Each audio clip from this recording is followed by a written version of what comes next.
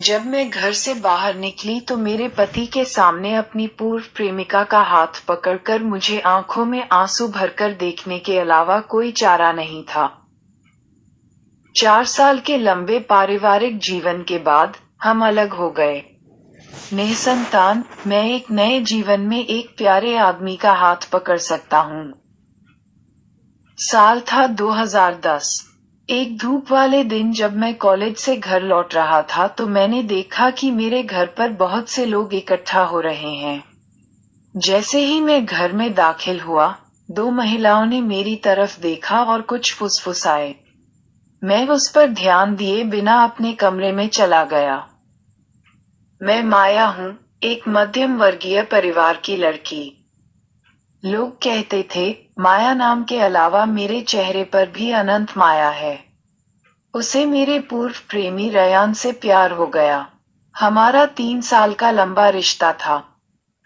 तब उसके बाद मेरी शादी मेरे माता पिता की इच्छानुसार एक उच्च कोटि के घर में हो गई।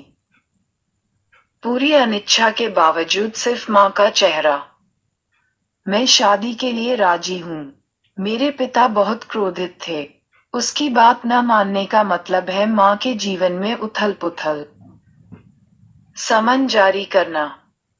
मैं रयान का हाथ पकड़कर एक खुशहाल जिंदगी की तलाश में चल सकती थी, लेकिन वह गुस्सा मेरी माँ पर चला जाता।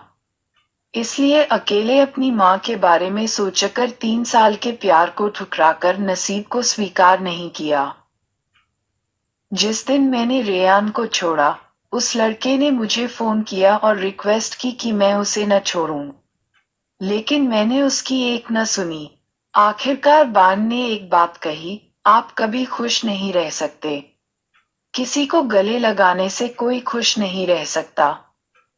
इन 4 सालों में मुझे उनकी बातों का मतलब समझ आया है। मेरी शादी बहुत धूमधाम से संपन्न हुई। मैं और मेरे पति की 3 भतीजियों के साथ निजी कार में बैठ गए। मैं रो रहा था क्योंकि मैं अपने माता पिता को छोड़ रहा था। भाग्य को स्वीकार करना बहुत कठिन था। अभी स्वामी सरहन ने मेरे कान में फुसफुसाकर कहा, तुम्हारे पिता जब आए थे तो तुम्हारे थैले में क्या डाल रहे थे? नवविवाहित पति के चेहरे पर ऐसा सवाल सुनकर मैं थोड़ा परेशान हो गई। बाद में मुझे लगा कि यह सामान्य है और मैंने इसे स्वीकार कर लिया। वह उस वक्त जवाब देने के मूड में थे। मेरे बीच नहीं, इसलिए मैंने अपना हैंडबैग अपने पति को दे दिया। उसने जल्दी से चेक किया तो 5,000 रुपये दिखे। पैसे दोगुने हो गए और फिर से मेरे बैग में आ गए। डालो, उसने कहा, बैग मेरे पास रखो। तुम नई पत्नी हो, सब तुम्हें देखते रहेंगे, तुम पैसे खो सकती हो। उस समय सरहान की बातें उचित थीं। यह मेरे लिए है। मैं अपने ससुर के घर पहुंची। कार से उतरकर पति अपने दोस्तों के साथ चला गया। मैं अकेला खड़ा था। एक अधेड़ उम्र की महिला मेरे पास आई। उन्होंने मुंह में चम्मच से चीनी और पानी लेकर मेरा स्वागत किया। मैं बहुत ही आश्चर्यचकित था। मैंने सुना है कि नई दुल्हन का स्वागत उसकी सास ने तरह तरह की मिठाइयों और मिठाइयों से किया। लेकिन चीनी और पानी से मुझे थोड़ी निराशा हुई। मैंने सोचा कि शायद समय की कमी के कारण मैं आयोजन नहीं कर सका। मुझे लगा कि छोटी सी बात पर परेशान होना अनुचित है। फिर मैं घर में दाखिल हुआ। मेरा कोई जीजा नहीं है। मेरे पति की एक बड़ी बहन, 2 छोटी बहनें और मेरे पति हैं। मकान पर मोहल्ले के भाइयों ने कब्जा कर लिया है। वे पैसे की मांग कर रहे हैं। वे किसी को घर नहीं जाने दे रहे हैं। सास कहीं से आ गई। लड़कों को कटुवचन सुनने लगे। मेरा एक चचेरा भाई सास को बाहर ले गया। उन्होंने कहा, छोटे वाले, छोटों को समझने दो। सास की एक ही बात है, मेरे घर के लिए लड़के वाले पैसे क्यों लेंगे? इस बीच स्वामी और नच्छर बंधा 1 रुपया भी नहीं देंगे। इतने में मेरी नन आ गई। वे इस समय पैसों को लेकर भी गंभीर हैं। सरहान का हृदय नर्म हो गया। उसने बहनों से कहा, तुम्हें कितने पैसे चाहिए? नन साइमा ने कहा, मुझे 3,000 रुपये दो। सरहान ने मेरा बैग उठाया और 1,000 टका के 3 चमकीले नोट निकाले और मेरी बहन को दे दिए। सरहान के पैसे चुकाने के लिए बेचारा डेबोरार पर देखा बड़ी मुश्किल से घर सजाया। पैसे किसी और ने ले लिए। साइमा और सायरा जुड़वा हैं। साइमा ने ये 1,000 टका का नोट लड़कों की तरफ फेंकते हुए कहा, तुम्हें पैसे मिल गए, अब सब लोग चले जाओ। बिना पैसे लिए सभी लोग घर से निकल गए। धीरे धीरे घर खाली हो गया। साइमा ने गिरते हुए पैसे उठाए। मैंने सरहान से अपना बैग मांगा। दरअसल मेरा फोन बैग में था। माता पिता ने कहा कि उन्हें पहुंचकर बुलाओ। इतनी देर तक बीरबट को फोन नहीं कर सके। अब घर खाली है तो मैंने सोचा कि बात न करूं। सरहान ने पाखंडी गुस्सा दिखाते हुए कहा, मैं आपका थैला नहीं खा रहा हूं। उनके क्रोध का कारण उनके मन में नहीं आया। मैंने फोन निकाला और अपनी माँ को फोन किया। नन सायरा खाना लेकर मेरे कमरे में दाखिल हुई।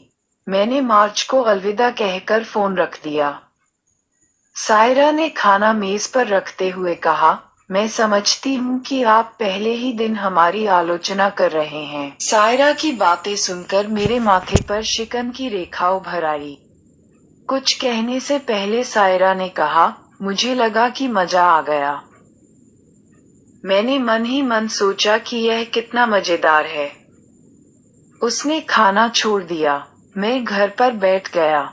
मुझे अकेले खाना खाने में झिझक हो रही थी। मैं कमरे में चारों ओर देखने लगा। बड़ी बहन के साथ पति की फोटो के 2 फ्रेम, लड़कियों की एक तस्वीर। बच्चे बहुत प्यारे होते हैं। मेरे पति सरहान पेशे से एक बिजनेसमैन थे। उनके पिता भी एक बड़े बिजनेसमैन हैं। दोनों सफल रहे।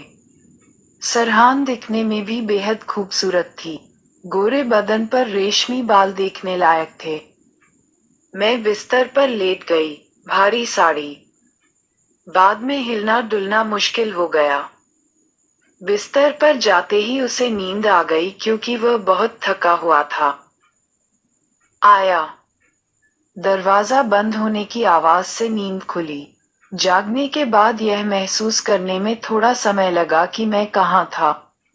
सरहान को देखकर मुझे अपने जीवन का नया अध्याय याद आ गया। मैंने सुना है कि लिविंग रूम में पति का स्वागत करना चाहिए। मैं उठकर उनका स्वागत करने गया। सरहान दूर हट गया और बोला, इतनी देर से सो रहे थे, उठने की क्या जरूरत थी? मैंने घर की तरफ देखा तो पता चला कि रात के 2 बज रहे थे। 8 मिनट हो गए। मैं इतने समय तक घर पर अकेली बैठकर क्या करती रही? सोने में क्या बुराई है? मैंने मन ही मन ये शब्द सोचे। आप अभी आए। अकेले बैठे बैठे मुझे कब नींद आ गई, पता ही नहीं चला। सरहान ने कपड़े बदले और कहा, थक हूँ। वह धका हुआ खाना खाने लगा। उसने एक बार भी नहीं पूछा कि मैंने खाया है या नहीं, या खाना किसके लिए है। मैं पेट के बल सोया। सरहान ने लाइट बंद कर दी और मेरे बगल में लेट गया। मैंने सोचा कि वो रात मेरी जिंदगी में कितनी रंगीन होगी। मैं एक दूसरे को अच्छा बनाए रखने का वादा करूंगा। हम आपस में बहुत अच्छा समय बिताएंगे। रेयान की बातें बहुत यादगार थीं। वह मुझसे समय पर खाना खाने का अनुरोध करते थे। अगर मैं नहीं खेलूंगा तो मैं खुद खाना नहीं खाऊंगा। जैसे ही मैं ये बातें सोच रहा था, मुझे लगा कि सरहान धीरे धीरे मेरी ओर आ रहा है। मैं शांत हो गया और अपनी तरफ पीठ करके लेट गया। मैं अत्यंत शर्म से डूब गया। सरहान मेरे बहुत करीब आ गया।